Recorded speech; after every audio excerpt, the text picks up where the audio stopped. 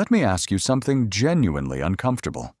If I told you right now that you're probably behind on retirement, not a little behind, but meaningfully behind, would that surprise you? Or somewhere underneath all the busyness and the contributing and the general sense that you're doing okay, would some part of you already kind of know? Because here's the thing. Most 35-year-olds aren't behind on retirement because they're reckless. They're not blowing money on vacations and ignoring their future.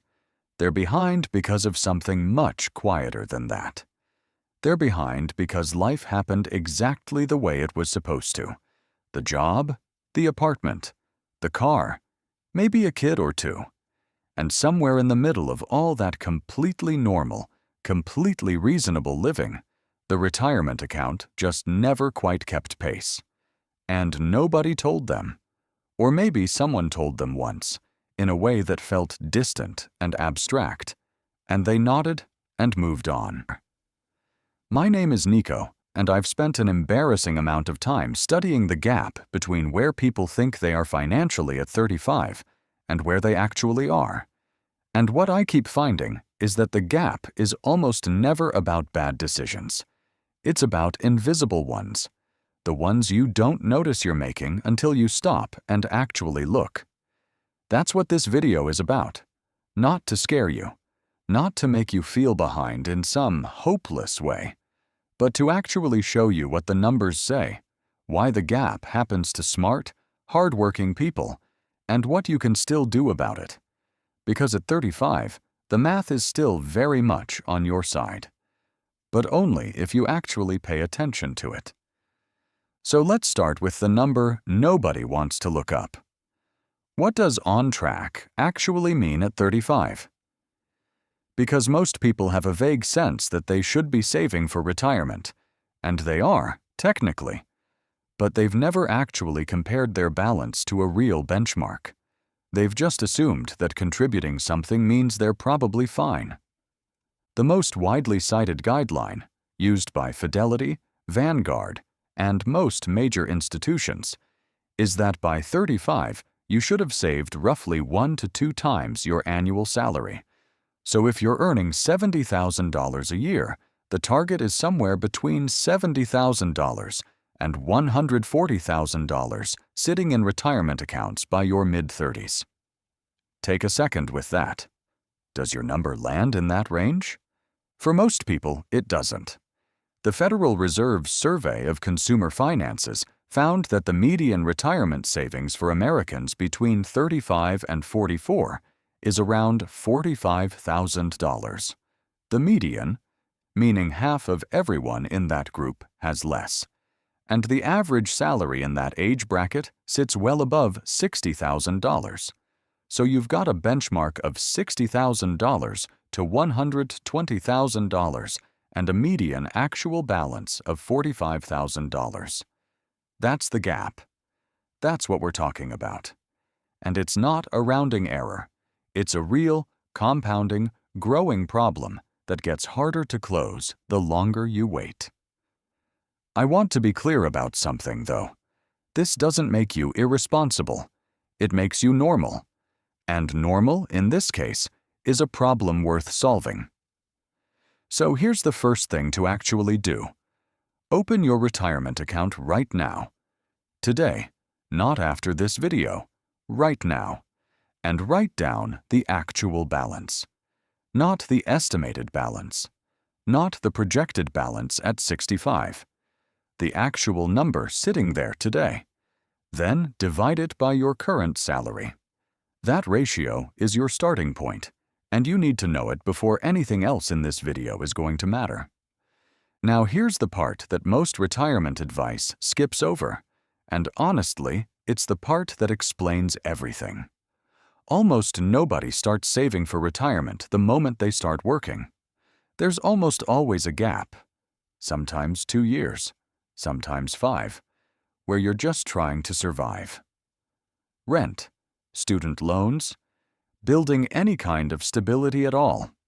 And during those years, the 401k either doesn't exist Or it sits at 2% contributions because that's what you could afford, or you told yourself you'd deal with it once things settled down. Things settle down. You forget to deal with it. I think about this guy I know, smart, hardworking, makes good money now, who didn't really start contributing seriously until he was 29.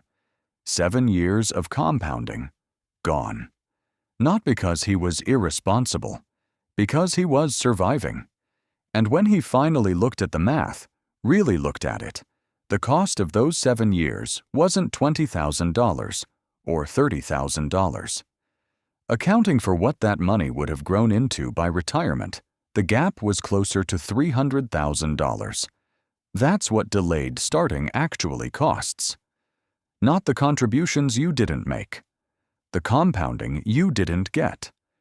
This is why the early years are the most valuable years. $1 invested at 25 is worth dramatically more at 65 than $1 invested at 35. Not slightly more, dramatically more. And for anyone watching this who is in their mid-30s and feeling the weight of that, here's what actually helps. Stop thinking about catching up in terms of time and start thinking about it in terms of rate. You can't get the years back, but you can increase your contribution rate meaningfully, starting now, and the math will still reward you generously. Even going from a 6% contribution rate to a 10% contribution rate at 35 changes your retirement picture in ways that will genuinely surprise you. Okay, here's the one that I think is the most underrated explanation for why 35-year-olds are behind, and it has nothing to do with discipline or willpower. It has to do with something that happens so gradually you almost can't see it while it's happening.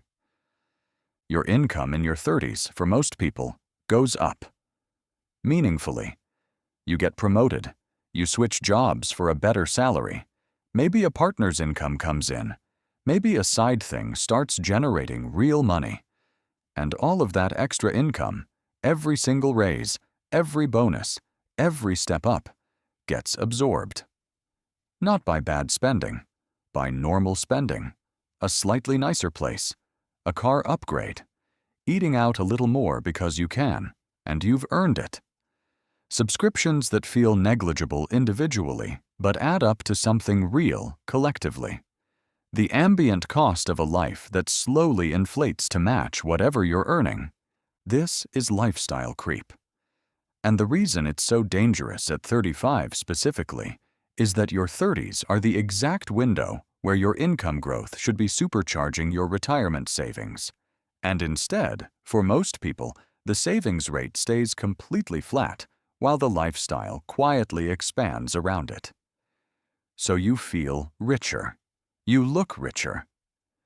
But the retirement account is moving at basically the same pace it was when you were making $45,000 a year. Here's a really simple mental model that I think about all the time. Every raise you get is a fork in the road. You can let your lifestyle absorb it. And that's not wrong. You deserve to enjoy what you earn. Or you can split it. Half to lifestyle, half to retirement. Just half. That one decision, made consistently every time your income grows through your 30s, is the difference between a retirement account that feels perpetually thin and one that starts to feel genuinely powerful. The math on this is not subtle. It's dramatic.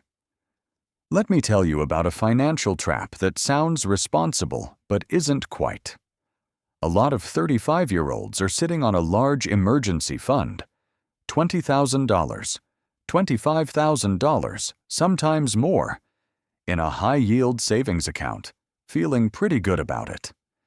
And meanwhile, their retirement contributions are minimal or stagnant, because the logic goes, I need to feel secure first. Once the emergency fund is where I want it, then I'll really focus on retirement. I understand that logic completely. It feels prudent. It feels like the right order of operations. But here's what it's actually doing. It's using the feeling of financial security as a reason to delay building actual long-term wealth. And those are two very different things. An emergency fund sitting at $25,000 earning 4 or 5% in a HYSA is not building your retirement. It's protecting your present, which matters, but it cannot come at the complete expense of your future. The move is to run both at the same time. Not 50-50 necessarily, but simultaneously. If your emergency fund is already at 3 or 4 months of expenses, there is no good reason to be contributing zero to retirement. None. Even $200 a month into a Roth IRA is $2,400 a year, which is time in the market, which is compounding, which is the whole game. The threshold-based thinking, I'll start retirement savings once X is done, almost always results in X never quite being done, and the retirement account sitting quiet for another 2 or 3 years. And then there's this one, which almost nobody talks about, but which affects a surprisingly large number of people in their mid-30s. If you've changed jobs more than once in the last decade, and most people have, there's a decent chance you have old 401s floating around from previous employers. Maybe 2, maybe 3. And because they're not the account you're actively contributing to, you basically never look at them. They just sit there. This matters for 2 reasons. First, you may have more saved than you think, or less, depending on how those accounts have been invested. I've talked to people who discovered thousands of dollars in old accounts they'd completely forgotten about. I've also talked to people who realized their old 401k had been sitting in a default money market fund for 6 years, earning almost nothing, while the market had nearly doubled. That's a painful conversation to have with yourself. Second, scattered accounts make it genuinely hard to know where you actually stand, which means you can't make good decisions about what to do next. So here's what to do. Hunt them down. All of them. Use your old employer's HR records, the National Registry of Unclaimed Retirement Benefits, whatever it takes. Consolidate into a single IRA if it makes sense, and when you do, actually look at what those accounts are invested in. At 35, with 30 years. Until a traditional retirement, you should be invested aggressively, not recklessly, but growth-oriented. A target date 2055 fund is a perfectly reasonable, low-effort default if you're not sure where to start. So here's what I want to leave you with, because I think it matters how you walk away from this. The average 35-year-old is behind on retirement. That's real, and it's worth taking seriously. But behind is not the same as out of the game. Behind means the gap is closable. If you close it now, while you still have 30 years of compounding ahead of you, while your income is growing, while the adjustments you make today still have decades to matter. The people I've seen struggle the most in their 50s and 60s are almost never the ones who made some catastrophic financial mistake. They're the ones who spent their late 30s and early 40s assuming there was still plenty of time and kept putting off the boring, unglamorous work of actually increasing the contribution rate, consolidating the old accounts, redirecting half the raise before the lifestyle absorbed it. They meant to. Life just kept being busy. You're watching this. That means something. But a video doesn't move the number. Only you move the number. So this week, not someday, this week, open the account, find the balance, compare it to the benchmark, and make one concrete change. Increase the contribution by 2%. Roll over the old 401k. Set up the Roth. One thing. The 65-year-old version of you is being built right now in the small decisions you make when nobody's watching and nothing feels urgent. That person is worth the effort. Start today.